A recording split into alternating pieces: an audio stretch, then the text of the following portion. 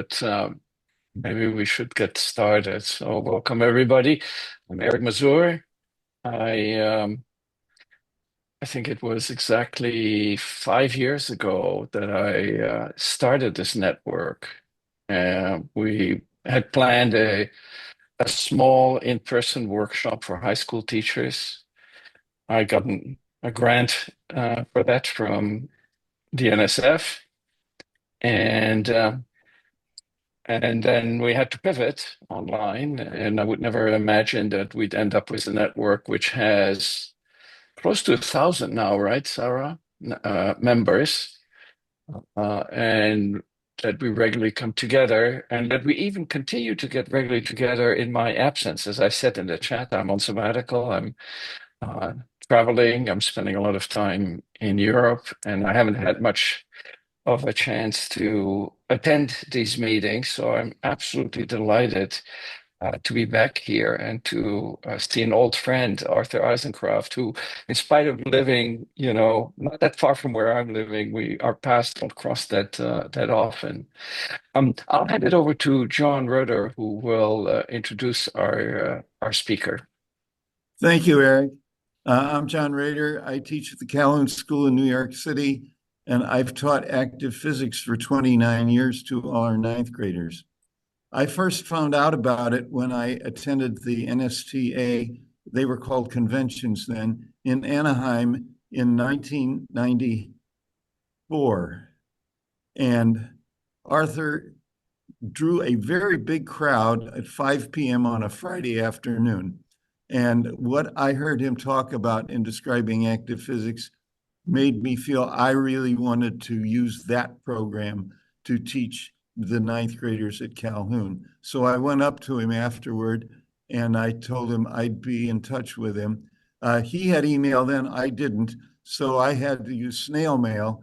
And the night before my book order for the following year was due, I got a call on the phone for him. He said that AAPT hadn't gotten their act together to do the summer workshops, but I could come up to Fox Lane High School for a one-day workshop with him.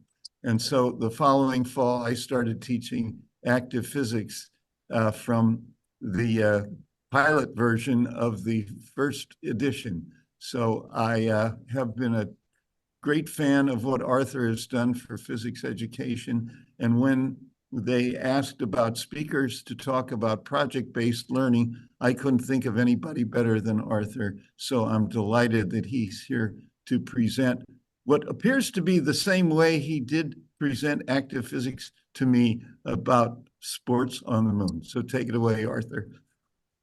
Thanks, John. Anytime John contacts me, it's like the answer is yes, whatever he wants. He's just a wonderful person to have around and a resource.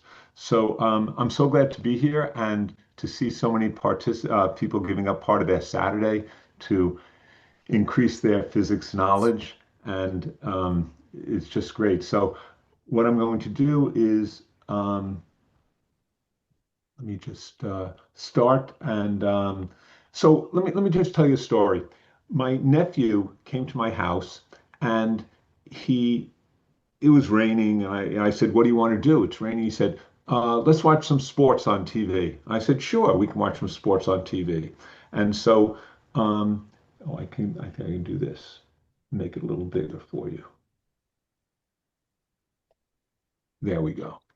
And I said, "How's this?" He said, "That's not a sport. That's a situational comedy." I said, "Oh, how about this?" He said, "No, no, that's a movie." I said, "How about this?" He said, "That's a game show." And I said, "How about this?" And he said, "Yes, that's a sport." So within 3 seconds of watching something on TV, he said, "That's a sport." What did he see that he recognized that as a sport within 3 seconds? So in the chat box, please write down, what do you think he saw? Or what would you see that right away you would say, "No, that's not a movie, that's not a comedy, that's a sport." So write in the chat box, what do you think you see on the screen to immediately recognize it as a sport? A scoreboard, yeah. A ball, soccer ball, a ball. Okay. Wonderful, wonderful. Equipment, stadium. Um,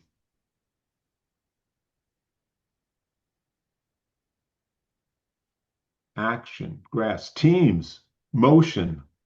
Spoken like a real physics teacher. Motion. Um, so in fact, we have all these things. People see uniforms, they see a scoreboard, they see all sorts of things like that, and they say that's a sport. So we all kind of, this is my way of finding out. Do they know what a sport is? Do we all on, in sync on what a sport is? But here's the challenge. One day, NASA is going to have, or ISRO, the Indian Space Agency, we're going to send people on the moon to live for longer periods of time.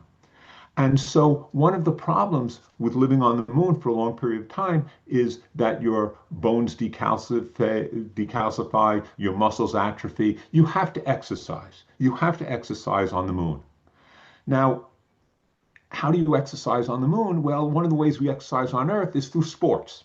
It's a more fun way to exercise. So we have sports. So we're going to have some sport. NASA needs some sport that can be played on the moon. And so where our challenge is to identify, adapt, or invent a sport that people on the moon will find entertaining. And you're going to have to come up with rules for the sport. You're going to have to come up with comparison of the Earth and the moon. What does a play look like on the moon? And a newspaper article describing a championship match so that people back home on Earth will be able to enjoy the sport. So in the chat box, write down a sport you're thinking you might want to adapt for this moon. Just in the chat box. What sport are you thinking about?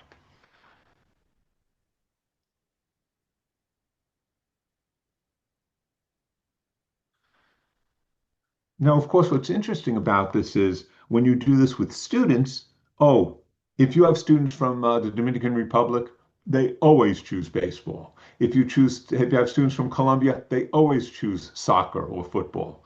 I mean, so there's a cultural aspect to what sports dodgeball, gymnastics, pickleball.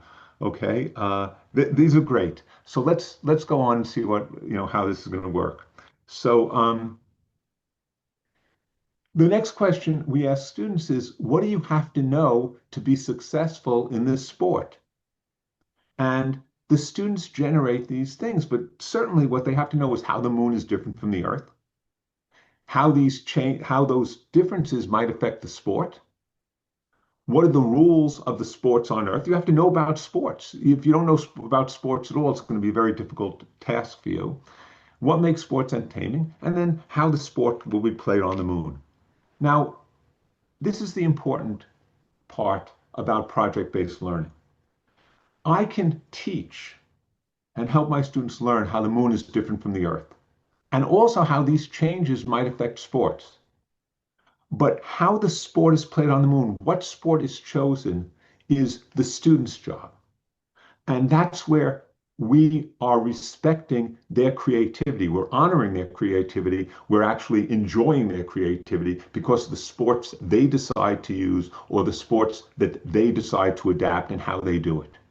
So unlike most physics instruction, which is based on a ball is thrown at 27 degrees at 14 meters per second. Where does it land? And everybody gets the same answer. In project-based learning, nobody gets the same answer. Every group has an independent answer, which is based on their creativity, though the physics part has to be correct physics. So just a reminder for all of us what it's like on the moon. I have a little video.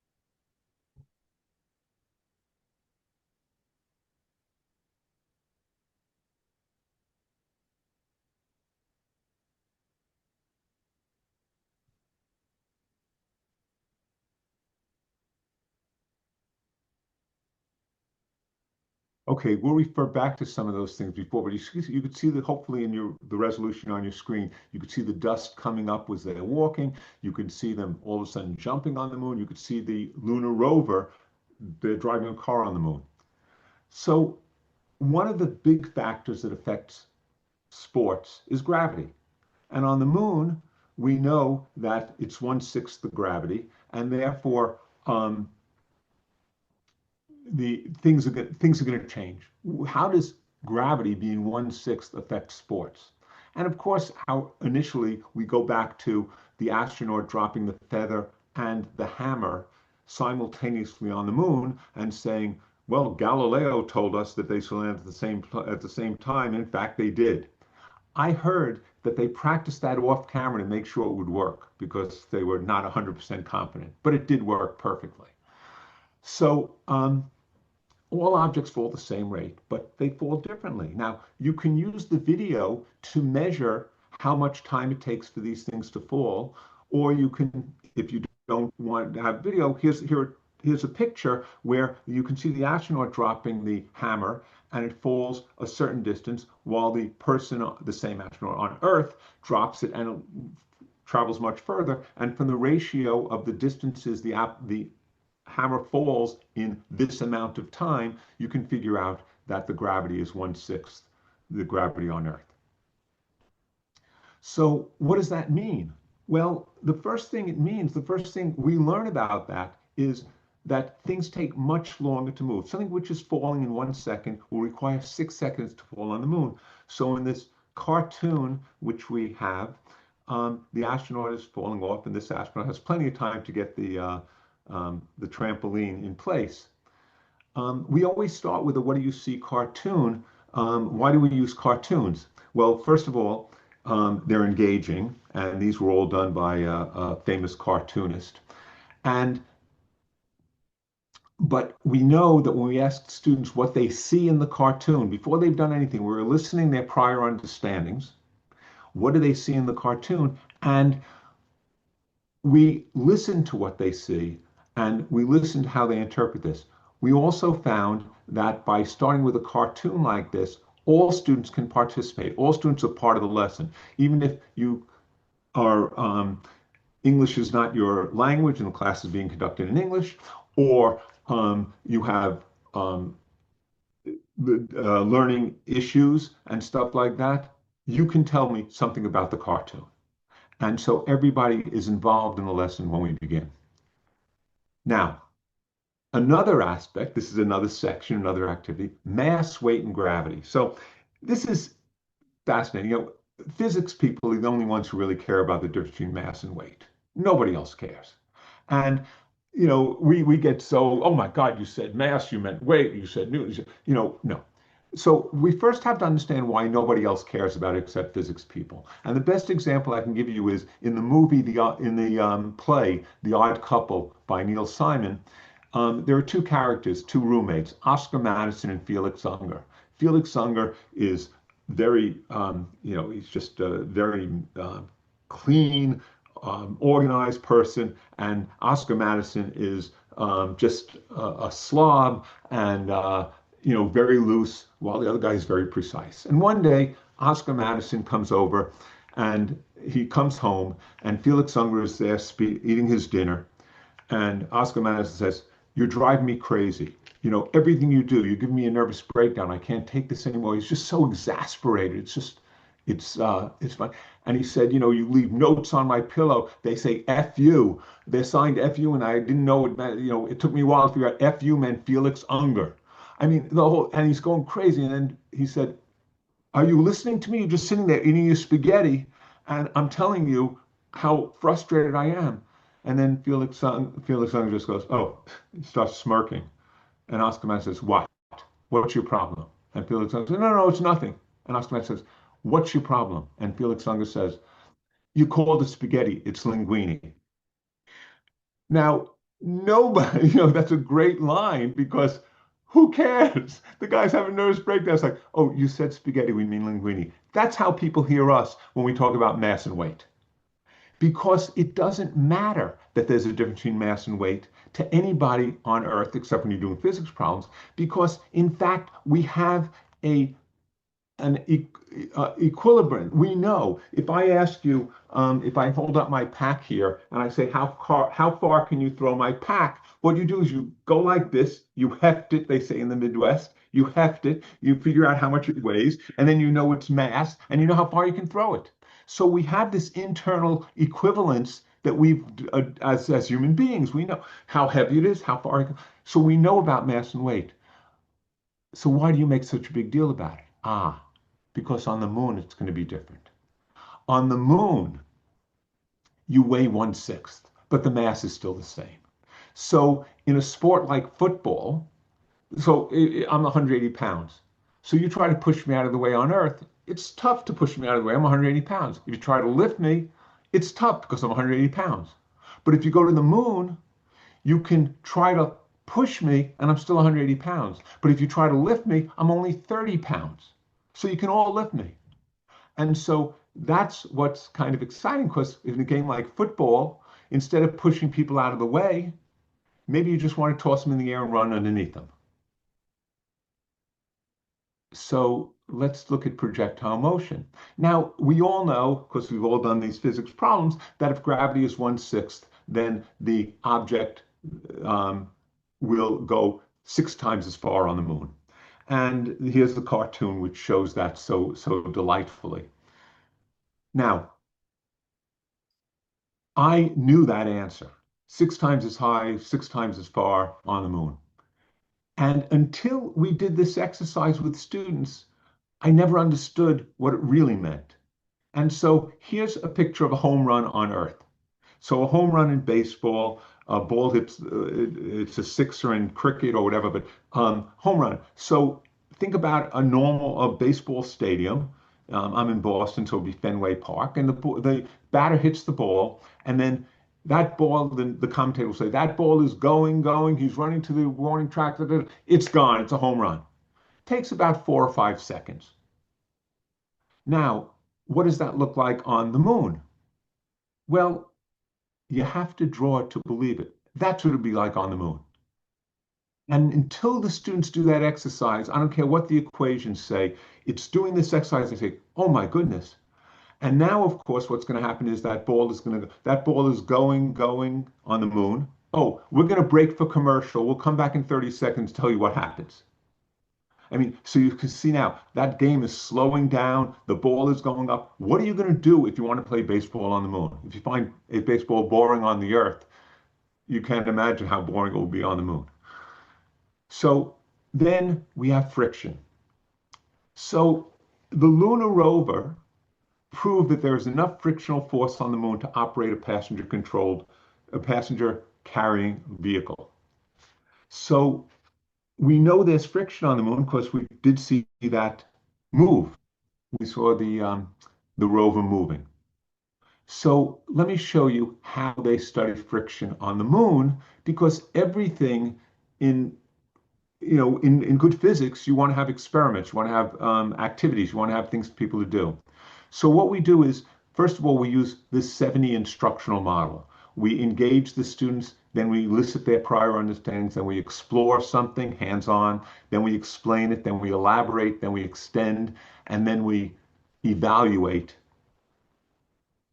at all aspects, not at the end, but we evaluate during the engage, the elicit. Let me show you. So here we have the friction sliding on the moon. So engage, we show them the cartoon. The cartoon also allows us to elicit some of their understandings. What do you see in the cartoon? What's going on? Then we ask a what do you think question, which is really to elicit their prior understandings, to find out what do they already know about this topic. We don't use the elicit to correct them. If they say something about friction, friction always opposes motion. And you say, well, that's not really true in rotational motion. No, we just listen. We want to hear what they have to say. There'll be a time when we can correct or ask them to elicit again, to find out what they know again. But for right now, we just want to hear what they know, because we know that their prior understandings will help or impede their subsequent learning. And then we do an experiment. It's a simple experiment. We take a box, we put some sand in it, we find out the weight of the box. We put some more sand in it. We find the weight of the box. We pull the box across the table. So we're weighing the box, pulling it, weighing the box, pulling at a constant speed, weighing it, pulling at a constant speed. And the students make a graph. And they get a graph like this. As the weight increases, the force increases. As the weight of the box increases, the pulling force increases. And then we find the best fit of the line. The students explain, we don't explain, the students explain what happened, what their results say, and stuff like that. So it's an interesting experiment because we all do this experiment. And what many students don't realize is, no, we're measuring the weight, but we're saying that's equal to the normal force. We're measuring the pulling force, we're saying that's equal to the frictional force, and that's how we get the frictional force equation. But we're not measuring the frictional force or the normal force. We're weighing two other forces that are equivalent to those. But anyway, what happens is we now say, okay, we're worrying about the moon. So what will this work on the moon? Well, you could say, sure, it'll work on the moon, but let's see how. So an object on the Earth, let's say it weighs 18 newtons. Then we know from the graph what the force would be. But on the moon, it would only weigh 3 newtons, and so we would see the force would be much less. So on the moon, people are slipping and sliding everywhere. The friction is 1/6 what it is on Earth. So we give a physics talk, which explains the forces and gets the equation. We have an active physics plus because some students finish earlier than other students. So we give them an opportunity while other students are completing that, they should come to do another activity. In this case, it's the coefficient of sliding friction. Sometimes the active physics plus has more depth, more math, more concepts, and more exploration.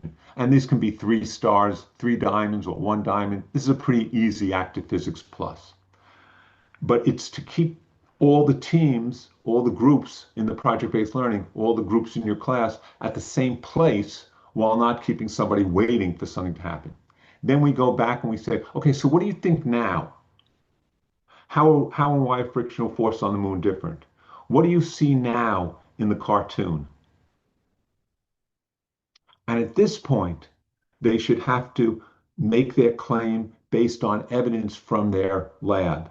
And if they're still unclear about how the frictional forces are, we can go back to the activity, the common experience, and refer to that so that everybody can understand it and we can then move on. We then ask these essential questions, which are the heart of different kind of assessment, which aligns with NGSS or the frameworks. We ask, what does it mean? That's like the disciplinary core ideas. This is the one we always ask. All physics teachers ask, how is the frictional force related? Okay, we can do that. But then what we don't often do in physics is, how do you know that? How do you know Newton's second law? How do you know that the centripetal force changed in this way?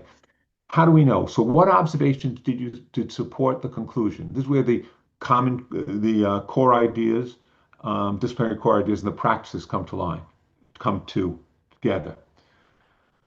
And then we ask this nature of science question, which is the cross-cutting concepts. Why do you believe this? What are you assuming? And it's very interesting because this is a part of physics which we all hold dear, but has not been explicitly taught to many of us. We got it through our experiences learning more and more physics. But how do you know something is even physics? How do you know? So I'll give you an example. If I show you somebody fly fishing and they're taking a fishing rod and they're going like this and the fishing line is going like this, and they say, can you describe the fishing line's movement? I would say, I can't do it, but I know people can, and it is physics. It has something to do with force, it has something to do with air resistance, it has something to do with waves. Yeah, that's physics. But there are other questions like how was Picasso influenced by Cezanne? And you say right away, that's a good question, but it's not physics. How do you know it's not physics? Because you know what physics is. And so that's the first box here. if you believe something, you trust something, you assume something because you think it connects with other physics content, the core ideas. Force and oh, this the friction is part of force and motion. I know force and motion is one of those big topics in physics we always come back to. It fits with the big ideas in science, patterns, cause and effect. And finally, it meets physics requirements, which is nature of science, one of which is good, clear explanations, no more complicated than necessary. Occam's razor. So in this case, the question is about the nature of science. And so we ask physicists assume that the physics on the Earth and the moon are identical. If you went to the moon, how could you measure the frictional forces there? But this idea of physicists assume the physics on Earth and moon are identical comes out of Occam's razor, and it's a belief we have, it's an assumption we make that Galileo helped us make. But how do you know that? How do you know the physics is the same on the moon? Why do we assume that? And that's an inherent, oh, that's how physics works. It's the same everywhere. When I do an experiment here, it's just like the experiment being done in South Africa. We have somebody from South Africa there on today. Even though they live upside down, the physics is still the same.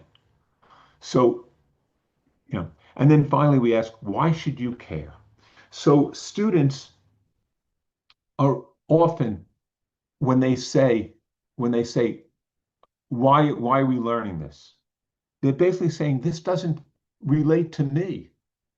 You have to make this, why is this related to me? I don't understand why I'm learning this. Why is this important?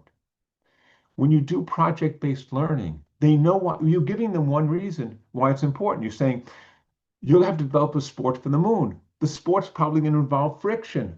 So we have to learn about friction. I say, oh yeah, I forgot. We're doing a sport for the moon. That's great. You're reminding them every few days we're doing a sport for the moon. That's driving the curriculum. That's the reason why they're learning all the physics they're learning. So we then have that transfer of learning. Everything in this friction activity was your basic physics. But now we're saying you're developing a sport for the moon. What sport is your team working on? Is it golf? Is it baseball? Is it football? Is it soccer? What are you working on? And now you know that friction is so much less on the moon. How does that impact your sport? And so every time you learn something, we're asking students to transfer their knowledge, at least in one way, in one domain. We're hoping, the hope of all of the reason why we have students take physics or history or math or whatever is in the hopes that when they get beyond school throughout their lives, they'll transfer that knowledge to novel situations. And you look for evidence and look for this and say, does this make sense? So we're at least giving them one opportunity for transfer.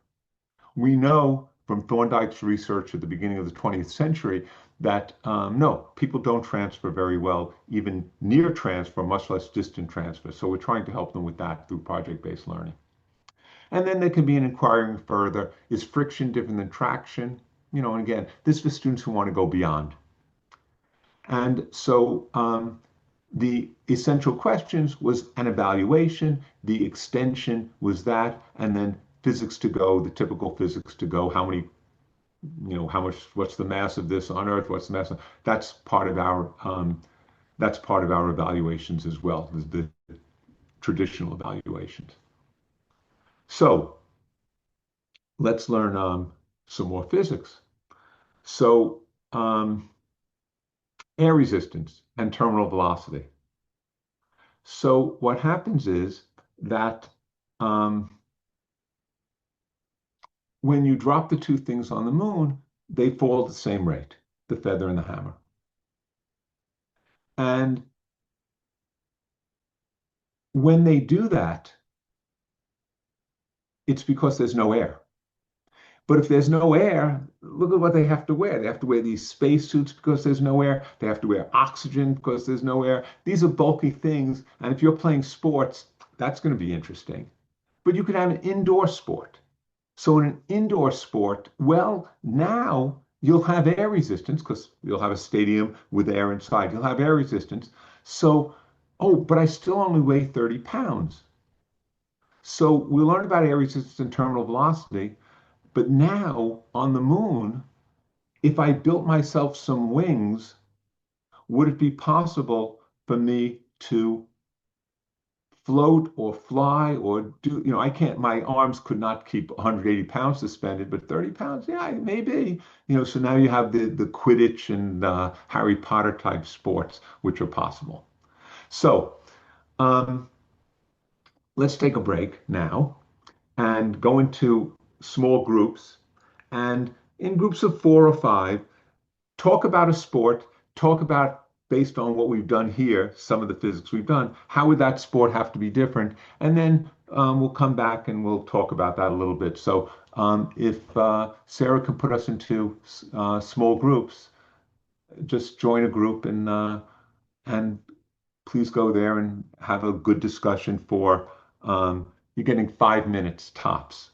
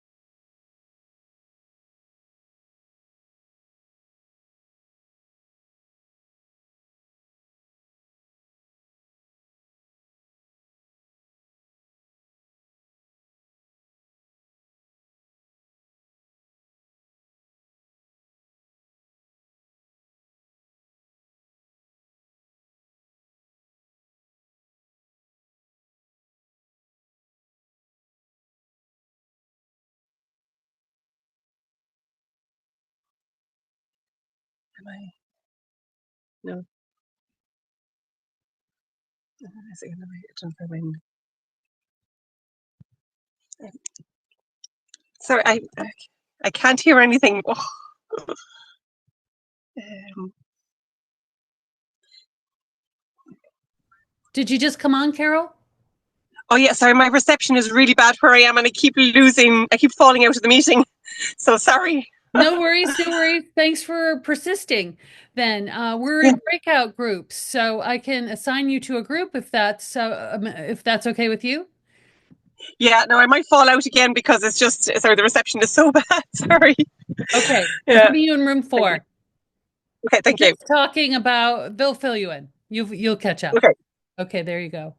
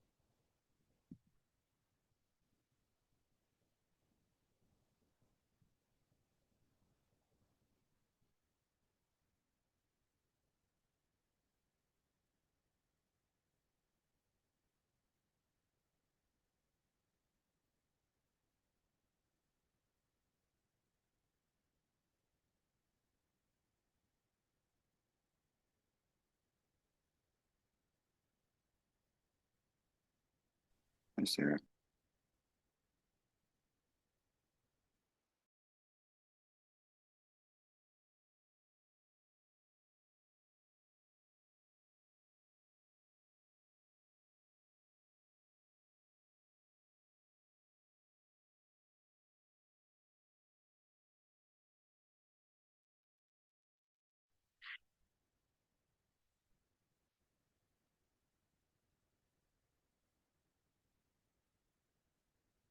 This meeting is being recorded.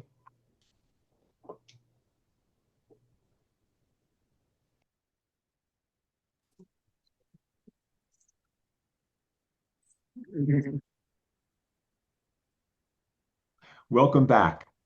And let's see. So that was good. I was part of a group listening to this. And why don't you put in the chat box just some of the sports you considered, and just so we get a sense of that, people can just put in the chat box a sport or so. And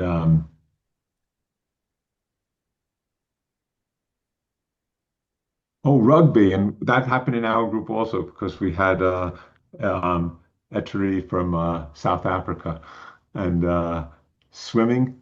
Oh, swimming is nice because you think it's going to be almost the same, except buoyancy would be different because your weight is different, and the splashing and the ripples from swimming would be much higher because of gravity. So even swimming changes differently, even though you're in the water, and it deals with that. Basketball, swimming. Okay, let me just tell you one more thing before we go on with this, because John said, Arthur, you didn't tell him about one of the activities. Like, yeah, I didn't tell you about a whole bunch of other activities. So there's another one with, how do you tame a golf ball? It's going to go so far.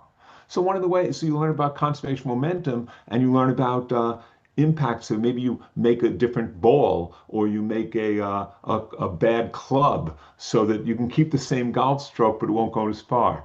So there are those aspects, but one which is very important, because somebody asked about running on the moon. Besides the friction being less, we have another problem. Um, on the earth, when I'm walking, basically, and you won't be able to see me walk so much here, I've been in my room, but basically my leg swings out. You can see with my arm swings out, my leg swings out when I run. So when I walk, my leg swings out, my leg swings out. And of course, the leg or my arm swinging has to do with gravity, because I'm not forcing it. It just kind of goes naturally. And that's why I don't get tired when I'm walking, because gravity helps me move my arms. I move it back, then gravity moves like a pendulum, except it's not a pendulum with no mass and a big mass at the bottom. It's a compound pendulum. Also, it has a pivot over here, but basically it moves back and forth. Now on the moon, because of gravity, it's going to move back and forth much slower, because the period of a pendulum equals the square root of 2 pi times square root of L over G. So the square root of G is not 6 times slower, the square root of 6, 2.5 times slower. And so when I'm walking on the moon, I'm waiting for my legs to come up. And that's why when you see them walking, they're kind of like, they walk like this. They're not walking, they walk because gravity is less. And in fact, what you saw in the video was at some point they decide, I'm better off jumping. I'm better off jumping than trying to use gravity to move that way. And so you see them jumping on the moon. So that's going to affect your sport. And so there are so there are a few more activities, because there are a few more aspects of it. I couldn't do all the activities here. So let me share my screen again so we can go back to the PowerPoint. And so here we are. So the rules change the field, the scoring, and again, uh, the championship match will be a lot of fun. So how do the students do this? You can see the physics in it, but how do I do this in class? Well, you describe this challenge on the first day, whether it's sport on the moon or whatever. This is what you're going to have to do. You have a month to do that. Then you help them create the rubric. Well, what's going to get an A? What do you think should get an A? For instance, How many, when you do this, how much, here's what we have to do, comparison of factors. How many factors do you think you need today? 100 factors? And nobody's going to vote for 100 factors. One factor? No, you should have more than one factor. You can tell them we're going to learn about 10 factors during the next month. How many you should get an A? And they'll say 3, 4, 5. Fine. You take a vote, that's how many factors, that becomes the rubric. Then you go to the book and you see, okay, here are criteria that we can lay out for you in the grading rubric. But the challenge takes less than one period. The rubric on the physics day, that's the first day. You can do that. Then you have 5 weeks of labs and activities, learning about friction, learning about trajectories, learning about mass and weight, learning about pendula. And they're learning physics. And every time they're learning physics, they're relating it back to their activity. And then in the middle of the work, middle of the chapter, you give them a chance, like, okay, you only learned half the physics, but working on sports, and then they present to the class and they get to hear what other teams are doing as well. And then you give them a couple of periods to do the challenge and to then present to the class what their sport on the moon is. Physics they learned, well, here you can see this is from this chapter. Here's all the physics concepts. And then I love this equation because this I came up with years ago. And I asked students all during the year. I set this up in, at the beginning of the school year. And I look at them quizzically, puzzlingly. And I said, we've just done some concept. And I said, you look troubled. What is your problem? And it's like at first, and then it says, oh yeah, I forgot. Is there an equation? I say, yes, there is.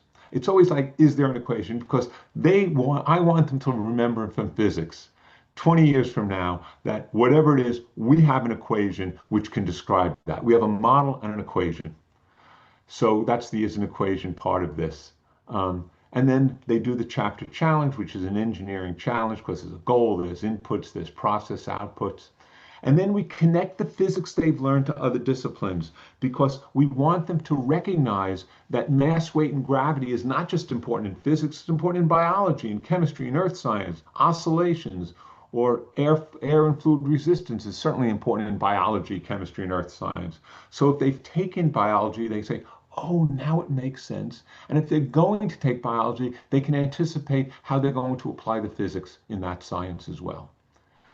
And then we have people whose careers have something to do with sports on the moon. Neil deGrasse Tyson, Kaku, Jill Carter, doing ETI stuff.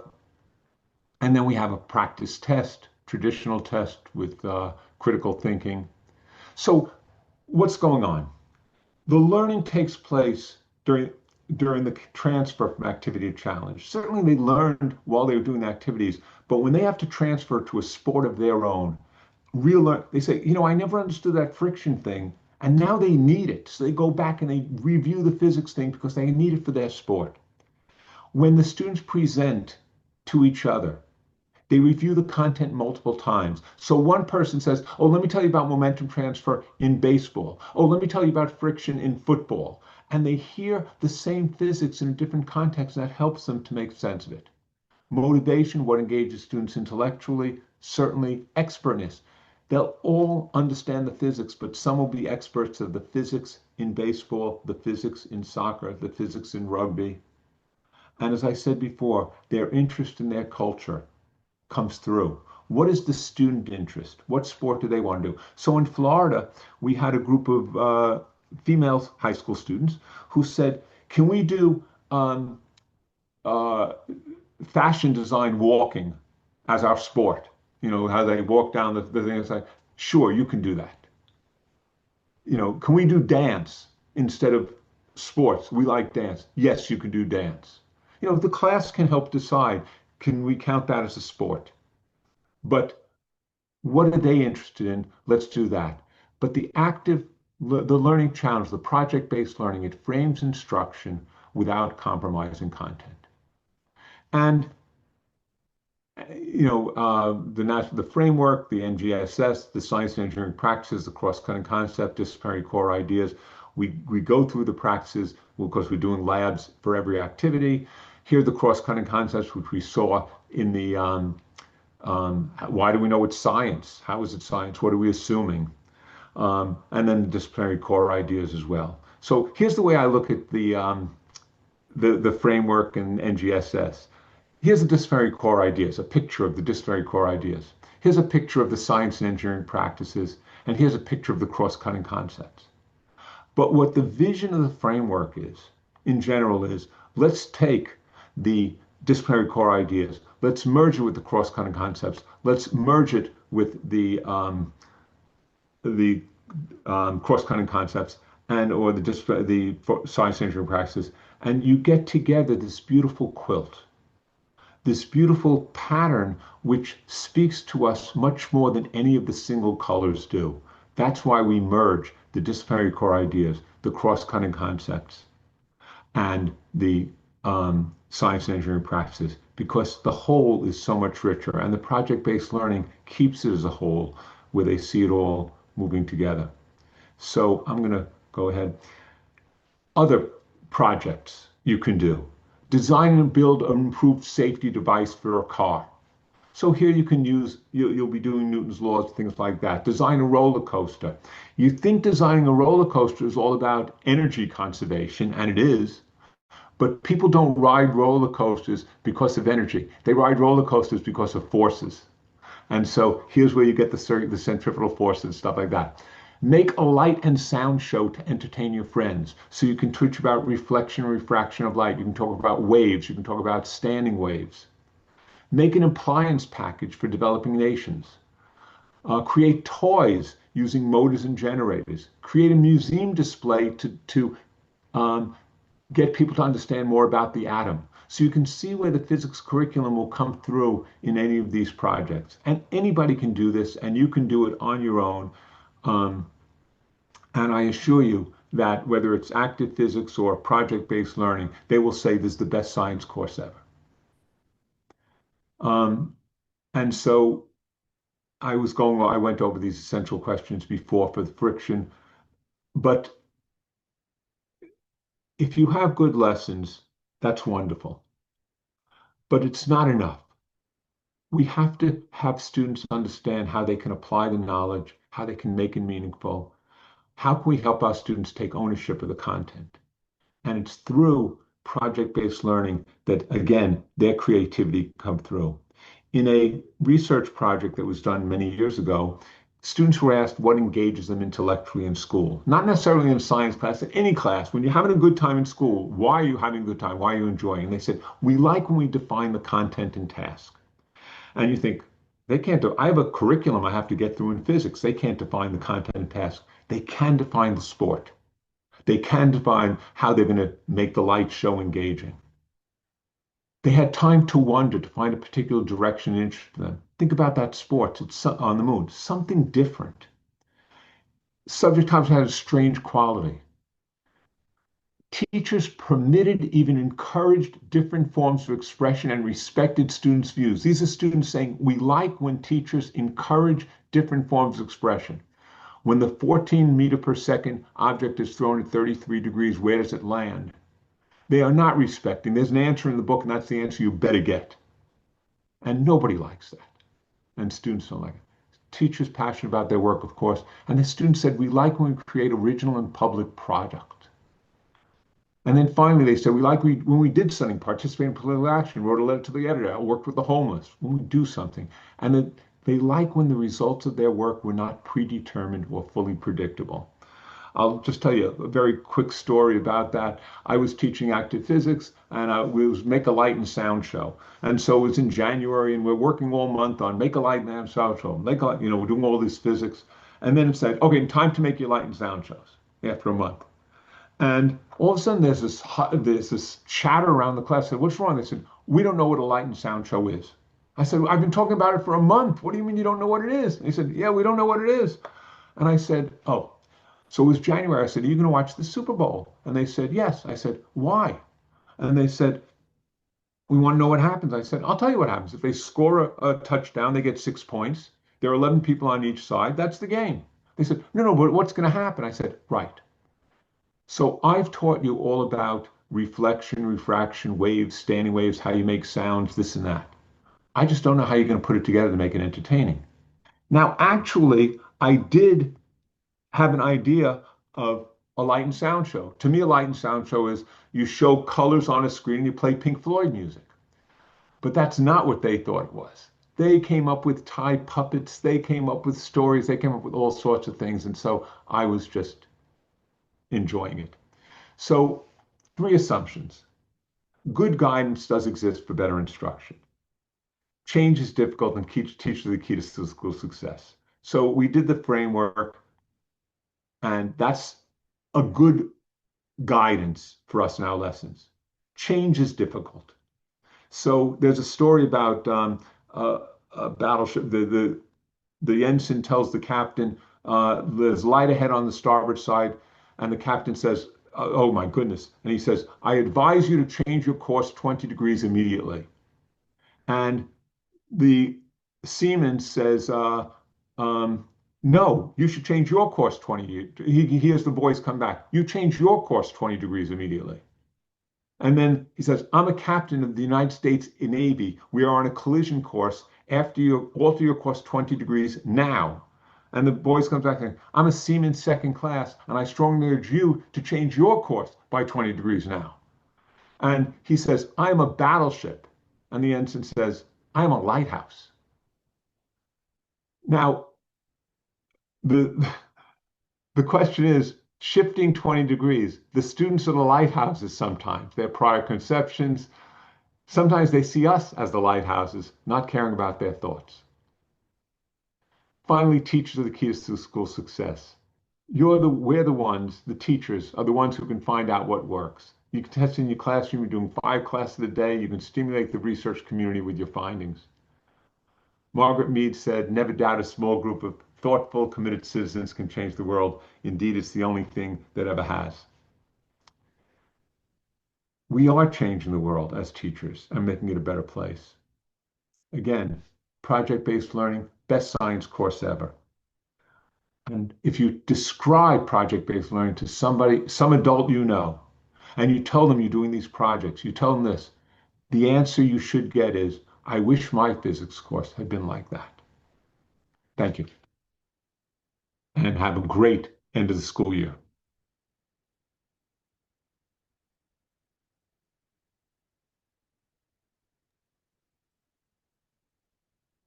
Thank you so much, Art. You may not know, but I've been a huge advocate of project-based learning for the past 12 years, probably. I won't do anything other than project-based learning, also because of the how it creates room for creativity and therefore for intrinsic motivation to learn. You mentioned as much in somewhat different words.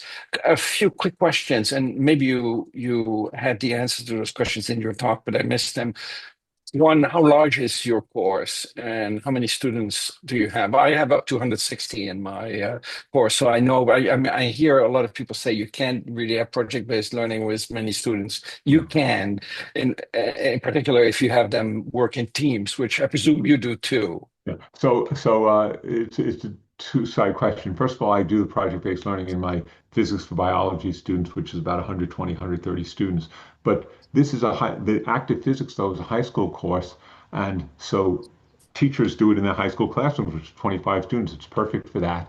And as far as, so those are the classrooms, and people do active physics all over the world. We do it in Thailand, we do it in, all over the world. So there are thousands and thousands and thousands of classrooms doing this over the years. John, 29 years teaching it every year, and having the students choose what they wanted. Which project, John's amazing. It's like, so which chapters do you want to do?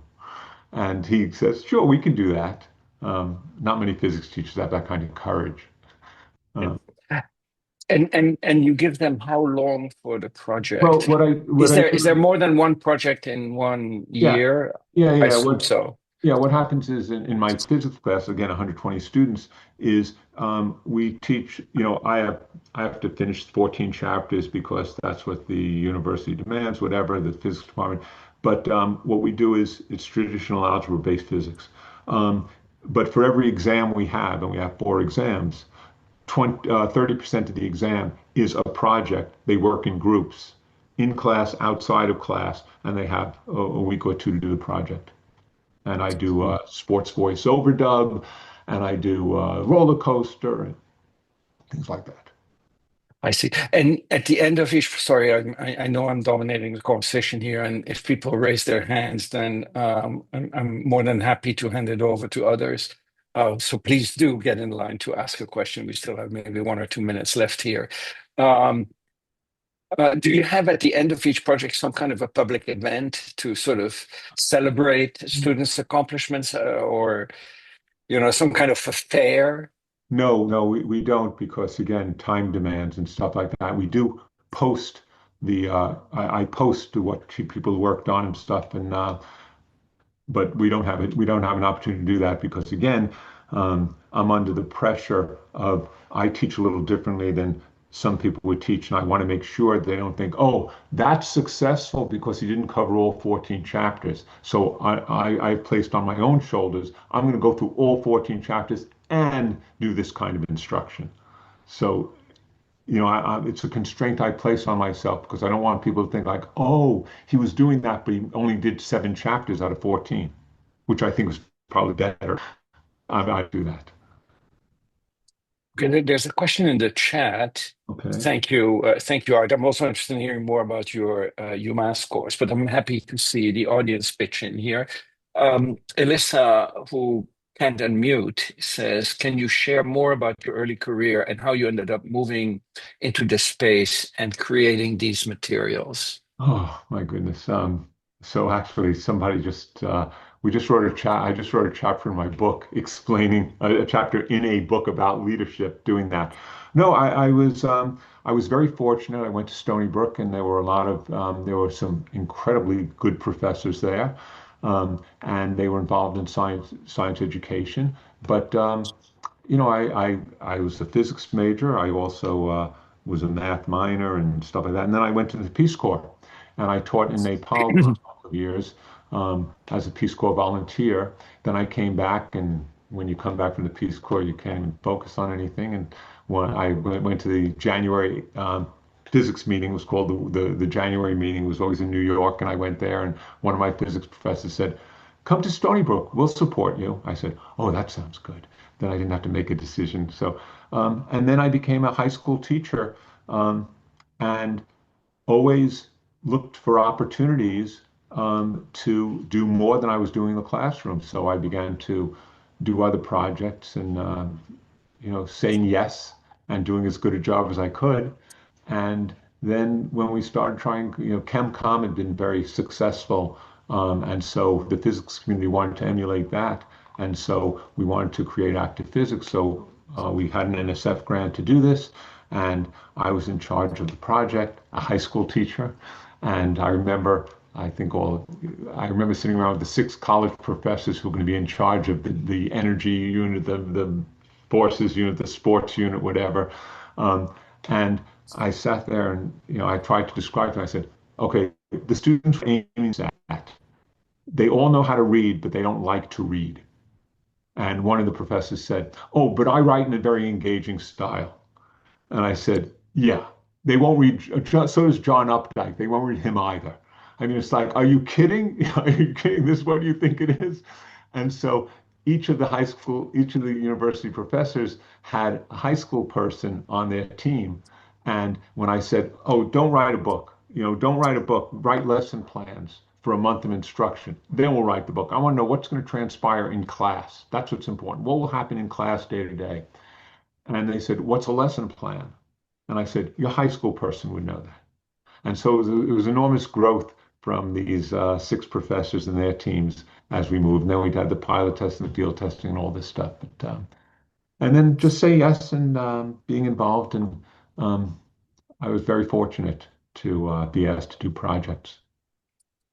I'm happy you mentioned reading there because I just posted in the chat an announcement for a free online conference, the Brussels Exchange. This is the 5th edition.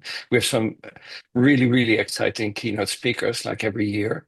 And the theme is why reading matters to the future of learning. And I think that there will be no matter what you teach or where you teach and at what grade level you teach or where in the world you teach, I think there'll be aspects of that conference that are relevant. We have two more questions here. Maybe I'll read them both, Arthur, and then you can answer them very briefly because we're running out of time. One is from Avirtanen. What is the age of your students? In particular, can you tell Oh, the age and not the grade, as systems are different around the world? And the okay. other one, I'll read that one too, from Samar, is do you find that some students are resistant to this type of learning? Okay. So the first question is active physics. It's not just my program, it's everybody's program. So people have taught this in ninth grade some people taught it in middle school, but it was designed for high school students. And it could be So since there are what people from all over the world, they may not know what ninth grade is. 15-year-olds to 18-year-olds um, take this course and in different experiences, different plot. As I said, in Thailand, it's done for high school technology students. But yes, when you change your instruction, um, some students who have relied on memorization and done very well with memorization, we all face them, and they don't do as well.